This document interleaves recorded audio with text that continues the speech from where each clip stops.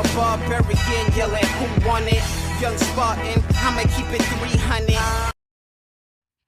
Hey yo, Serge, New Era, il Barbarian in the house. Sono qui per farvi un video sui piegamenti. Però voglio illustrarvi alcuni aspetti di questo esercizio che nessuno vi ha mai fatto notare. Tutto quello che vedo quando vado su YouTube e cerco video di piegamenti sono una serie di video dai titoli molto simili. Top 5 mistakes, top 10 mistakes.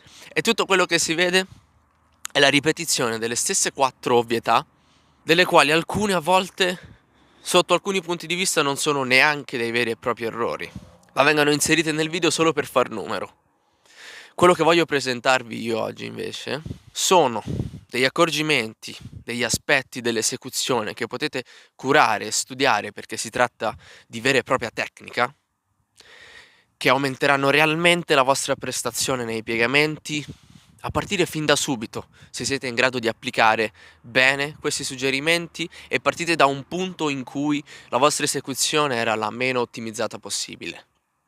Una premessa importante da fare è quella che nei piegamenti, visto che a differenza degli altri esercizi come trazioni e dips si hanno anche i piedi a terra, non c'è motivo per non considerare i piedi all'interno dell'equazione e pensare che sia indifferente il modo in cui essi si posizionano e si comportano. E la prima cosa da fare è spiegarvi come un eventuale supporto, come può essere una sbarra bassa, più o meno distante dal pavimento, sia in realtà determinante nella traiettoria che andate a seguire.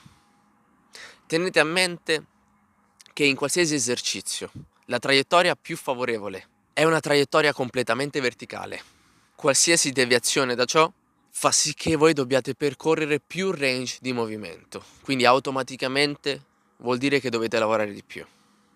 E qui veniamo ad un'altra questione, il motivo per cui scelgo di utilizzare la sbarra bassa, ma fra le due che ho a disposizione scelgo la più alta. Il succo è questo: quando lavoro a terra o alla sbarra più bassa è molto più facile mantenere una traiettoria verticale di movimento.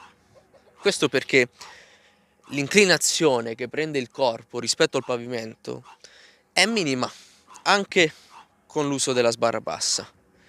Il corpo rimane praticamente parallelo a terra e quindi l'unica cosa che bisogna fare è spingere. Punto. Quando invece mi trovo alla sbarra più alta, l'inclinazione del corpo aumenta. Se non prendo alcuni accorgimenti, la mia traiettoria si trasforma da una completamente verticale a una in cui mi muovo diagonalmente non solo verso l'alto ma anche via dalla sbarra.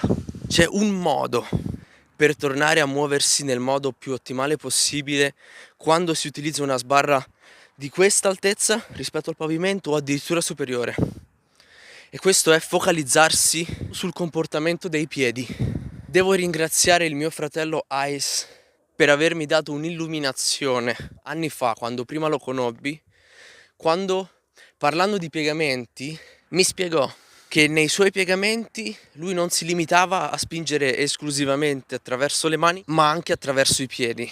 Quelle parole mi rimasero in testa, ovviamente, ma non capivo ancora bene cosa volessero dire o come effettivamente potessero essere applicate, fino a quando mi sono reso conto che se effettivamente si spinge anche attraverso i piedi durante i piegamenti, è possibile mantenere una traiettoria verticale su qualsiasi supporto, di qualsiasi altezza, con qualsiasi inclinazione del corpo. Tenete a mente questo: il vostro punto di riferimento è la sbarra che tocca il petto, sempre, per far sì che il vostro petto tocchi la sbarra e non nessun altro punto, non il collo, non lo stomaco. Quello che dovete fare è spingere indietro i talloni così che il corpo mantenga la propria linea, e quando ritornate su spingete attraverso i piedi. Ora, perché scelgo di utilizzare la sbarra più alta fra le due che ho a disposizione. Come vi ho detto, quando si lavora ad una sbarra bassa come quella, è più facile mantenere una traiettoria di movimento ottimale. Quando si viene a lavorare a questa, è alto il rischio di lavorare su una traiettoria svantaggiosa e quindi rendere in realtà i piegamenti più faticosi.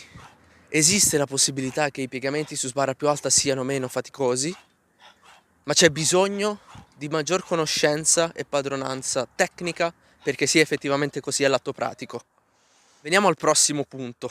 Quello che voglio fare è mostrarvi la mia preparazione all'iniziare un set di piegamenti passo per passo, per spiegarvi cosa faccio e allo stesso tempo cosa non faccio e cosa mi porta quindi ad avere un'esecuzione corretta e vantaggiosa piuttosto che una meno efficace. Innanzitutto mi metto davanti alla sbarra in piedi e tengo lo sguardo rivolto direttamente sulla sbarra. Questo è un aspetto importante perché non cambierà per tutto il tempo. Il mio sguardo sarà sempre rivolto alla sbarra durante tutta la fase di preparazione. La seconda cosa che faccio non è spostare i piedi, ma è chinarmi sulla sbarra e afferrarla all'ampiezza che ritengo sia quella più ottimale. A questo punto quello che faccio è mandare indietro una delle due gambe, tipicamente per me la sinistra, e nel posizionare il piede sinistro, cosa che effettivamente mi dà già il punto giusto in cui dovrei avere entrambi i piedi, vado a un'altra serie di fattori. Uno, che la gamba sinistra sia già tesa, non sia flessa, perché questo vorrebbe dire che il piede si trova troppo avanti. E due, che il busto non sia appoggiato totalmente sulla gamba destra. Questo vorrebbe dire che il piede sinistro è troppo indietro. Un terzo aspetto è che le spalle in questo momento, mentre lo sguardo è ancora rivolto direttamente sopra la sbarra, si trovano più indietro rispetto ad essa. Non di molto, ma non possono trovarsi in linea con la sbarra, perché questo porterebbe durante la discesa a portarsela alla pancia. E abbiamo già detto che il punto di riferimento è il petto. L'ultimo passaggio della preparazione per i piegamenti è quello in cui portate il piede destro a fianco al piede sinistro, lasciate che le caviglie si tocchino e osservate che il vostro corpo si trovi dritto come una tavola. Sia che i vostri piedi siano troppo avanti o troppo indietro, vi accorgerete che non riuscirete a mantenere una linea perfetta. Ultimo punto, perché la spinta dei piedi sia la più efficiente possibile, dovete trovarvi in appoggio su quella che in inglese si chiama ball of the feet, appoggiate sulla base delle dita. Appoggiarvi letteralmente sulle punte non vi permette di sfruttare al massimo la loro partecipazione nel movimento, e questa situazione poco favorevole si ha quando ci si posiziona troppo indietro rispetto alla sbarra. Questo perché quando si porta la sbarra al petto, e vi ho già detto che è quello il vostro punto di riferimento, ciò che farete sarà spingervi in avanti per raggiungerla, trovandovi in appoggio sulle punte dei piedi. Ok, questo è tutto. Una serie di aspetti che riguardano i piegamenti di cui scommetto nessuno vi ha mai parlato. Let's go.